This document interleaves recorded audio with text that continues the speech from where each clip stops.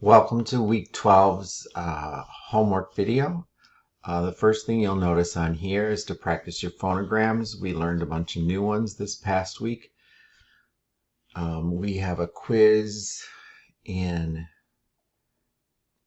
2 weeks, I think we said in class. I can't remember.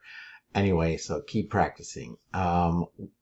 Number 3, in class, we just started talking about working on the phonics lesson. That's due in 2 weeks on the 14th.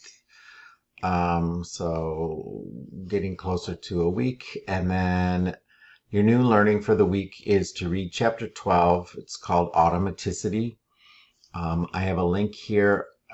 Use notebook page 112 and what mine looks like. It's totally blank. And then glue in the tab I gave you on fluency to page 113. And there's also an example of mine. And then submit those 2 pages, 112 and 113. And I will see you on Monday.